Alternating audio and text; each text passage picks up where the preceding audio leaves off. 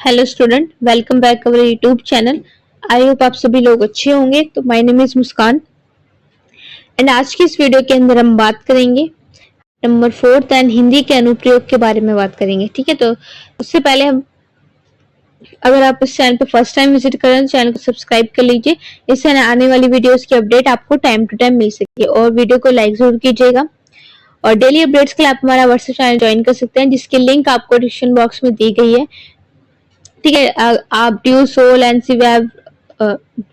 NC web regular या इग्नू किसी भी यूनिवर्सिटी से बिलोंग करते हैं और आपके पास ये सब्जेक्ट है तो यानी वीडियो आपके लिए यूजफुल रहने वाली है। ठीक है, तो चलिए वीडियो स्टार्ट करते हैं और वीडियो को सब्सक्राइब कर लीजिएगा और वीडियो को शेयर करना मत भूलिएगा, अपने फ्रेंड्स में जरूर शेयर करिएगा।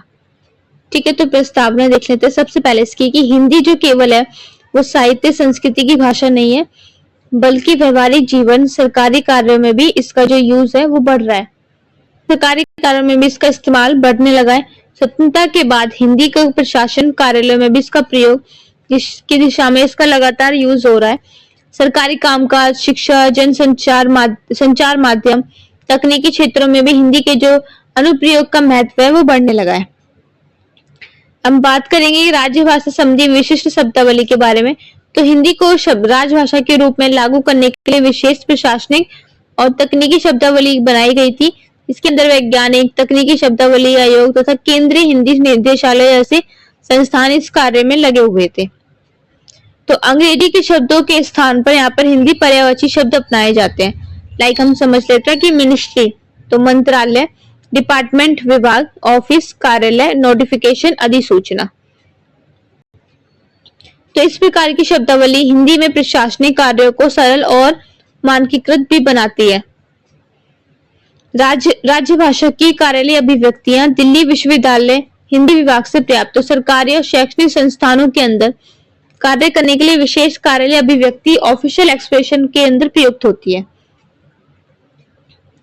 जिसमें ये जो अभिव्यक्तियां हैं जैसे सरकारी पत्राचार, ठीक है, रिपोर्टें, अधिसूचना, आदेश, इन सभी में इसका यूज किया जाता है। जैसे योर फेथफुली, सर धन्यवाद, with reference to your letter मतलब आपके पत्र के संदर्भ में, इनक्लोज प्लीज फाइंड तो संकलन कृपया देखें, सब्जेक्ट टू अप्रूवल अनुमोदन के अधीन। तो ऐसे शब्दों का इस्तेमाल किया जाता है। तो इन अभिव्यक्तियों के से ही हिंदी में प्रशासनिक कामकाज सुचारू पेशेवर से ही बनता है। और कार्यालय अभिव्यक्ति का जो इस्तेमाल है वो सरकारी विभागों में अनिवार्य किया जा रहा है ताकि हिंदी का जो प्रयोग है वो ज्यादा से ज्यादा आगे बढ़े। निष्कर्ष तो हिंदी का जो महत्व है वो केवल सांस्कृतिक नहीं है बल्कि प्रशासनिक और तकनीकी क्षेत्रों में भी इसका इस्तेमाल हो रहा है। तो विशिष्ट शब्दावली और कार्यालय अभिव्यक्ति ने हिंदी को आधुनिक और व्यवहारिक भाषा के रूप में बनाया है। राज्य भाषा विभाग, विश्वविद्यालय संस्थानों ने इसके प्रयोग से हिंदी का जो अनुप्रयोग है वो निरंतर बढ़ता ही जा रहा है। मतलब जो राजभाषा है ना उसका इस्तेमाल विभागों के अंदर, जो कार्यालय विभाग है और विश्वविद्यालय संस्थानों के अंदर इसका हिंदी का जो सदुपयोग है वो धीरे धीरे करके बढ़ता जा रहा है। और भविष्य में जो हिंदी का प्रयोग है वो सरकारी, शैक्षणिक, व्यावसायिक और तकनीकी सभी क्षेत्रों के अंदर व्यापक रूप से होगा। ठीक है, तो मेरे लिए एक बहुत छोटा सा चैप्टर है, एक बार स्टार्टिंग से बता देती हूँ कि इसमें क्या कवर करना है आपको। हाँ जी, तो जो सबसे पहले आप हिंदी के इस प्रयोग के बारे में समझेंगे, राष्ट्रीय भाषा कैसी है। अब कुछ जो परिवाची शब्द हैं जो इंग्लिश के हैं वो यहाँ पे देखो हिंदी वर्ड्स के परिवाची शब्द हैं, इनका इस्तेमाल किया जाता है। इस प्रकार से हिंदी शब्दावली को मजबूत किया जाता है।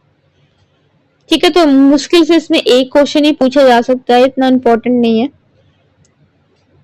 ये योर फेथफुली ऐसे वर्ड्स आपसे पूछ सकते हैं।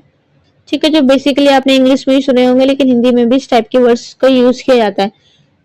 तो ये काम का सुचारू और पेशेवर बनता है। तो इन सभी के माध्यम से हिंदी को आगे बढ़ाया जा रहा है।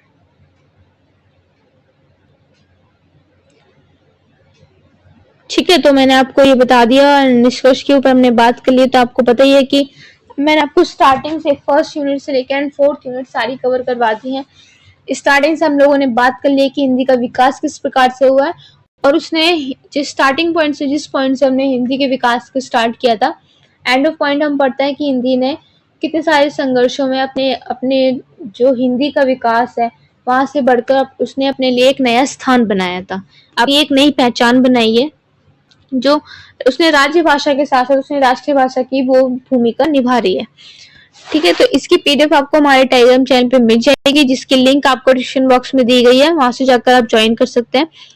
और कोई भी क्वेरीज आपकी तो उसके लिए कोई भी क्वेरीज आपकी तो कमेंट सेक्शन में पूछ सकते हैं, या फिर इंस्टाग्राम पेज पे फॉलो करके आप लोग पूछ सकते हैं। इसकी लिंक आपको डिस्क्रिप्शन बॉक्स में दी गई है, वहां से जाकर आप ज्वाइन कर सकते हैं। ठीक है, मिलते हैं हमारी नेक्स्ट वीडियो में न्यू चैप्टर्स के साथ। और ये इसका सिलेबस है, ये हम लोग कंप्लीट कर चुके हैं। लास्ट वीडियो इसने नहीं देखी, जाकर सबसे पहले आप लोग वीडियोस देखिए, तभी जाके आपके आगे के चैप्टर्स आपको समझ पाएंगे। तो हमारी जो राजभाषा और राष्ट्रीय भाषा के रूप में हिंदी है, इसका सिलेबस हम लोगों ने कंप्लीट कर लिया है। इसमें टोटल 4 यूनिट्स थी, इसको हमने कंप्लीट कर लिया है। ठीक है, तो सारी वीडियोस आप लोग देख लीजिएगा, आपको समझ में आ जाएगा। फिर भी आपको कोई डाउट रह जाता है तो आप पूछ सकते हैं, कमेंट बॉक्स सेक्शन में आपको रिप्लाई कर दिया जाएगा। ठीक है, तो मिलते हैं हमारी नेक्स्ट वीडियो में। Thank you for watching.